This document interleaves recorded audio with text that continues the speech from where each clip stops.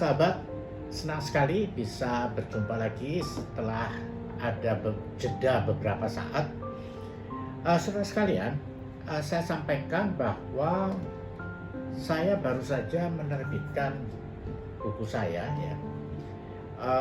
Judulnya adalah Imajinasi Sosiologi Pembangunan Sosietal. Nah, saudara sekalian, ini buku tentang sosiologi ya. Tetapi saya sengaja untuk membawakan sosiologi secara mudah ya, dicerna oleh siapa saja di dalam buku ini. Tetapi saudara sekalian, marilah kita mencoba untuk sedikit mengurai apa yang saya tuliskan di dalam buku ini ya, melalui podcast ini.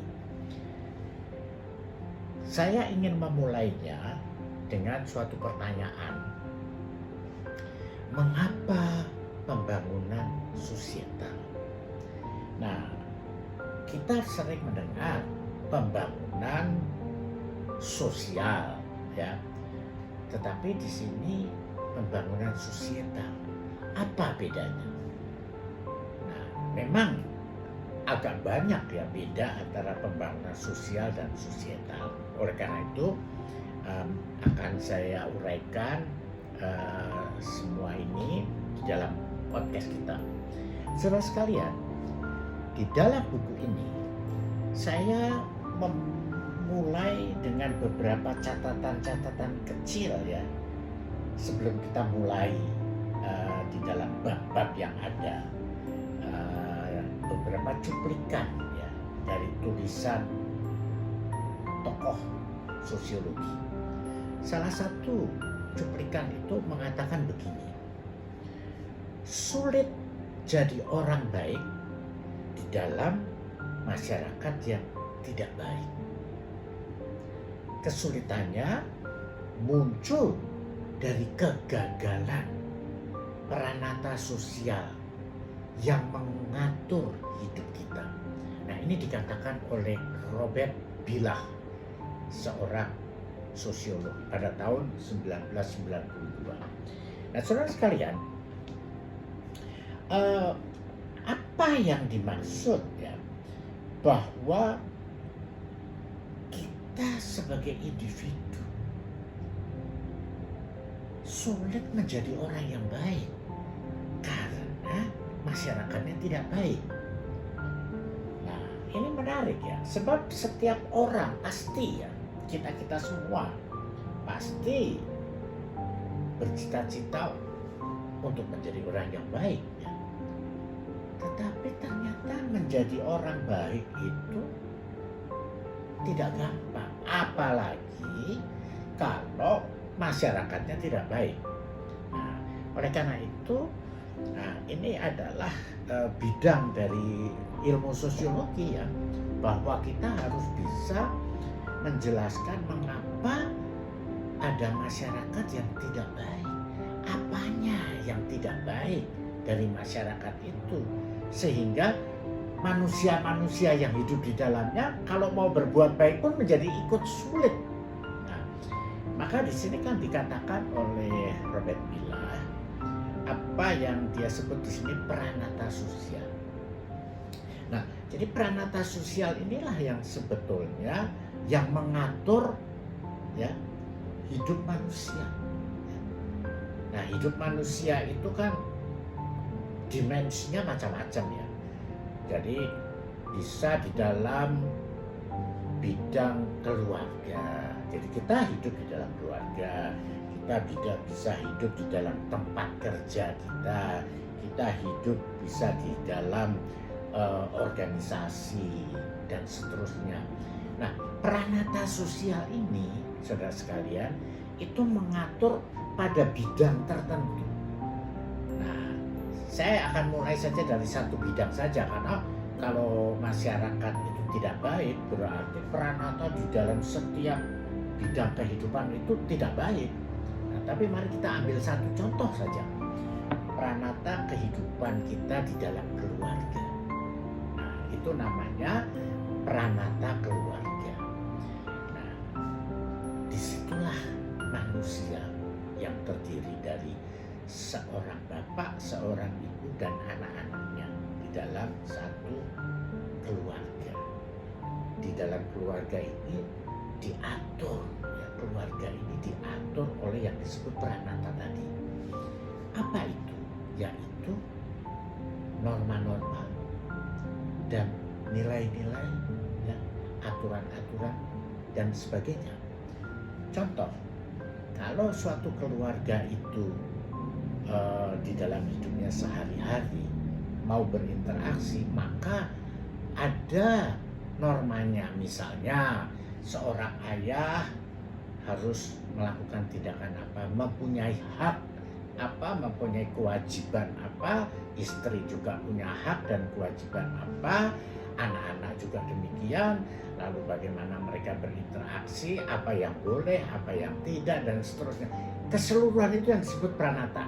Nah, jadi tadi kalau Robert Pilah mengatakan kita sulit menjadi orang yang baik karena pranatanya gagal. Wah, ini jadi menarik sekali untuk kita lihat. Mari kita lihat contoh, apakah di dalam masyarakat kita pranata keluarga ini berjalan dengan baik atau sedang mengalami suatu kegagalan. Nah, ini tugas dari para sosiolog. Ya. Oleh karena itu, sedikit ya, mari kita lihat contoh ya, bahwa pranata keluarga kita ini ya mungkin keadaannya baik-baik saja, tetapi juga kalau kita perhatikan dengan lebih teliti, ya, secara lebih mendalam, ternyata ada krisis di dalamnya. Nah, inilah yang disebut oleh Robert Pilah, kalau keluarga itu krisis dan semakin krisis, wah itu akhirnya seorang ayah sulit menjadi ayah yang baik, seorang ibu sulit menjadi ibu yang baik, dan seterusnya. Nah, contoh ya, sedikit contoh saja, misalnya keluarga, pranata keluarga kita itu mengalami krisis, yaitu bagaimana dia mengatur seorang ayah, ya. Nah, kalau dia mengatur seorang ayah, berarti dalam hubungannya dengan istrinya, dengan hubungannya dengan anak-anaknya. Nah, sekarang di dalam masa industri ini, industrialisasi ini, misalnya ya, seorang ayah pekerjaannya menjadi lebih banyak dituntut, ya, oleh industri tadi, maka dia terpaksa harus absen lebih lama, ya, dari keluarga karena dia harus bekerja semakin lama, misalnya tuntutannya semakin banyak dan sebagainya. Nah, apalagi kalau seorang ibu pun juga karena desakan dari industri ini, dia juga harus bekerja keluar rumah. Nah, misalnya kan seperti itu, saudara sekalian.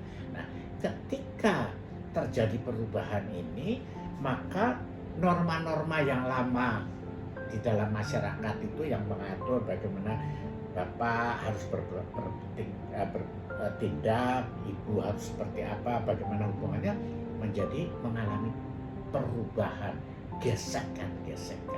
Nah, ketika gesekan itu kemudian merusak aturan yang ada hubungan suami dan istri, maka disitulah kita bisa mengatakan sedang terjadi suatu krisis di dalam pranata keluarga. Nah, nanti kita akan lebih banyak menggambarkan ini di dalam cerita episode berikutnya, tetapi cukup kita mengatakan apa yang dimaksud oleh Robert Pilah. Jadi saudara sekalian, Robert Pilah sebenarnya mengingatkan kita, hati-hati loh, kita harus selalu melihat apakah keadaan pranata sosial kita ini baik. Kalau di dalam keluarga ya kita harus melihat semua baik atau tidak. Di dalam tempat kerja juga bisa terjadi masalah di dalam organisasi dan seterusnya. Itu bisa terjadi masalah dalam peranata kita. Nah, baik saudara sekalian, maka kenapa kata-kata ini saya cuplik di dalam buku itu? Sebelum saya memulai pembahasan di dalam bab-bab, saya cuplik di dalam buku ini. Saya hanya ingin mengingatkan saudara sekalian bahwa tujuan dari buku ini adalah mencoba merefleksi ya kehidupan kita ya. Bagaimana kita semua ini mencapai apa yang disebut masyarakat yang baik. Jadi intinya sebetulnya di situ dalam buku ini ya. Saya ingin merefleksi kehidupan kita ini, kehidupan masyarakat kita. Apakah masyarakat kita sedang berjalan menuju suatu masyarakat yang lebih baik? Nah, karena itu kata-kata Rebecca mengingatkan saya, hati-hati loh. Ya, kalau kita ini ingin mencapai masyarakat yang lebih baik, tetapi kita harus bisa melihat benarkah prosesnya memang mengarah kepada yang lebih baik. Sebab kalau masyarakat itu justru sedang mengarah kepada krisis, keadaan yang lebih tidak baik, maka itu ditandai bahwa kita untuk menjadi orang baik saja susah. Oh, karena masyarakat kita memang sedang mengalami krisis. Nah, itu nanti yang akan saya bahas sepanjang buku ini, saudara sekalian. Jadi barang siapa yang tidak tertarik ya, bagaimana kita bisa menuju masyarakat yang baik, silakan mengikuti uraian-uraian saya di dalam buku ini melalui podcast kita ini. Terima kasih, sampai jumpa pada acara berikutnya.